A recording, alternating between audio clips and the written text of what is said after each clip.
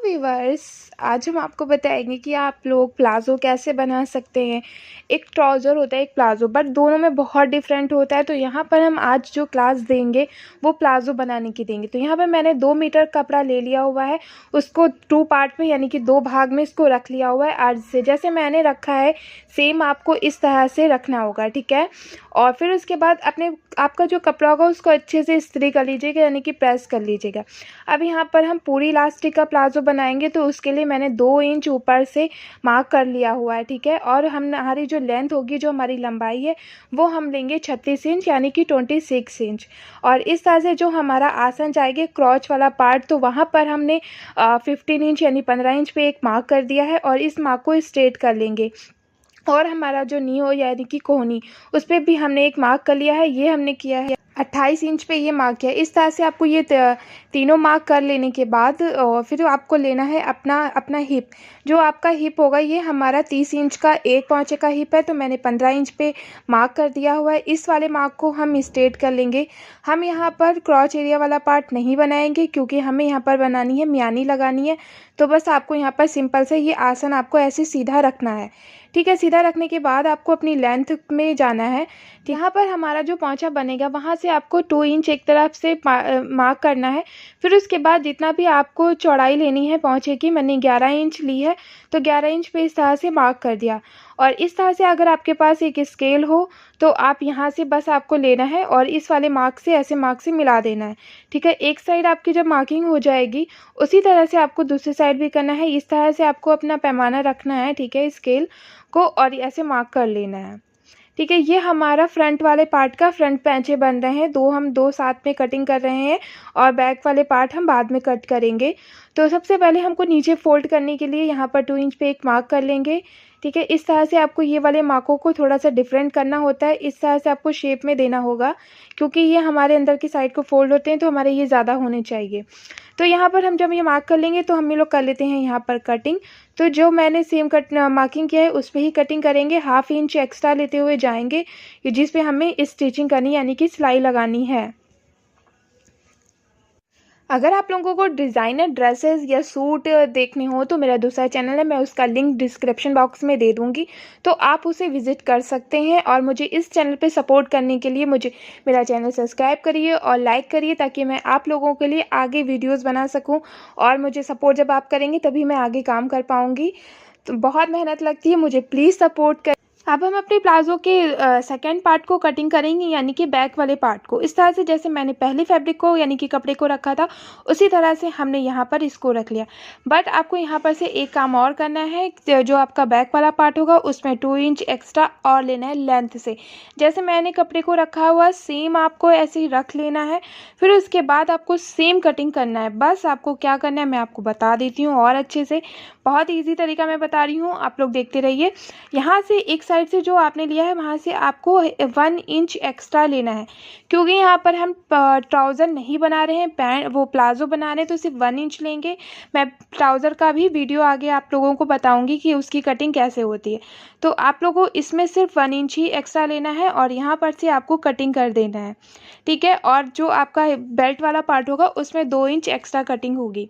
तो ये आप लोग देख रहे होंगे कैसे मैंने कटिंग की थी, सेम ऐसे आपको कटिंग कर लेना है। यहाँ पर हम लगाएंगे म्यानी के लिए मैंने इस तरह से फैब्रिक को ले लिया हुआ है और हमने 4 पार्ट में रखा हुआ है। तो इसकी लेंथ हम लेंगे 8 इंच यानी कि लंबाई को, और यहाँ पर से चौड़ाई हम 3 इंच लेंगे।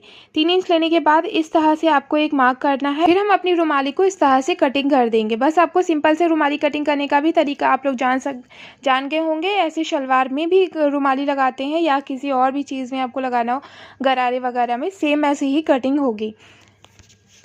अब हम लोग इसकी सिलाई करने के लिए मैंने सबसे पहले आपको अपने दोनों पांचों को लेना है, ठीक है। इस तरह से आपको रखना है आसन की साइड से, और यहाँ से आपको रुमाली लगानी है। जहाँ से मैंने आसन पे मार्क किया था वहाँ से एक साइड पे इस तरह से आपको सिलाई लगा लेनी है, ठीक है। मैंने इस तरह से यहाँ पे सिलाई लगा ली। अब दूसरा पांचा कैसे आप इसमें ज्वाइन करेंगे, तो आपको इस तरह से नीचे वाले पार्ट पे रखना है, ठीक है।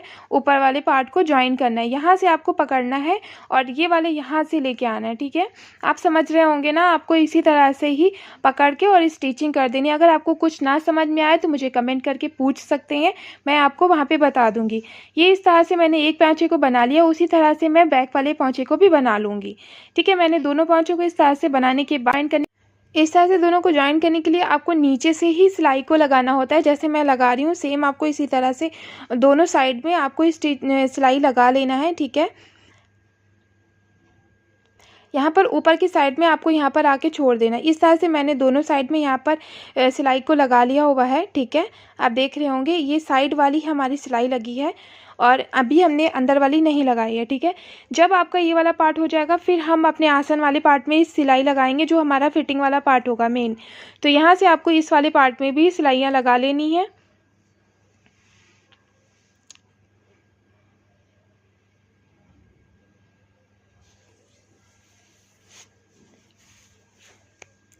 यहाँ से आप लोग देख लीजिए अच्छे से कि कैसे लगानी है। यहाँ पर जब मियानी में आएंगे तो कैसे लगानी है।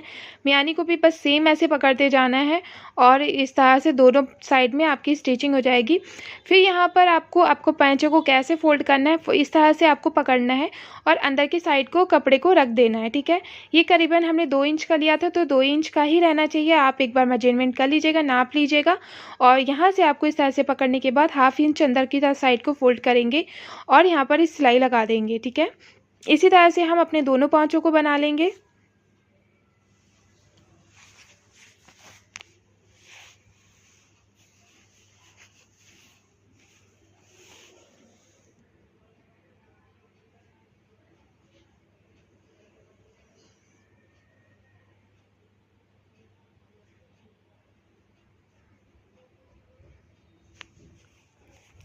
यहाँ पर हम लोग अब इलास्टिक लगाएंगे, तो इलास्टिक के लिए जो हमारा आसन वाला पार्ट है वहाँ से आपको ऊपर की साइड पे नेफा बनाने के लिए इस तरह से फैब्रिक को फोल्ड करना है। जैसे मैंने पैचे को फोल्ड किया था सेम ऐसे करना है। बस आपको इतना पार्ट ओपन छोड़ देना है और क्योंकि हम डालेंगे उसमें इलास्टिक, तो यहाँ पर आपको जैसे मैंने पहले पैचे को फोल्ड किया है सेम आपको इसी तरह से ही इसको भी फोल्ड कर लेना है। ये करीबन आपका मैंने ऊपर से 2 इंच लिया था, तो इसको भी 2 इंच ही रहना है। ठीक है, करीबन 1.5 इंच का रहेगा, 1/2 इंच जब अंदर हो जाएगा तो।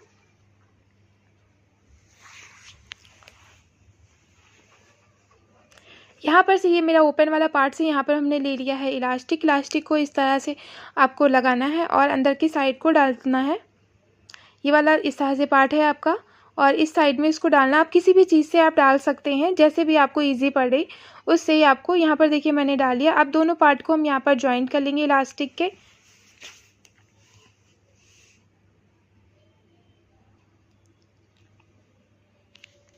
यहाँ पर से हम इसको जो ओपन वाला पार्ट है उसको भी लॉक कर देंगे, सिलाई लगा देंगे। यानी कि इसको आप लगाने के टाइम पे ध्यान रखिएगा सिलाई जो आपकी होगी वो उस इलास्टिक पे नहीं आनी चाहिए, सिर्फ कपड़े पे ही जाए, कपड़ा ही जॉइंट हो। जब ये वाला पार्ट आपका अंदर हो जाएगा तो हम ऊपर से भी एक सिलाई लगा देंगे। यहाँ पर से आपको इस तरह से एक सिलाई लगा लेनी है। ठीक है, ये कैसे लगानी, जैसे मैंने खींच के लगाई थी उसी तरह से ही आपको यहाँ पर बनानी। ये हमारा प्लाजो तैयार हो गया है, रेडी हो गया है। आप लोग बनाइएगा और मुझे कमेंट करके बताइए। आप लोगों को किसी और चीज़ों का वीडियो चाहिए तो मुझे कमेंट करके बताइए, मैं आप लोगों के लिए वो वीडियो लाऊंगी।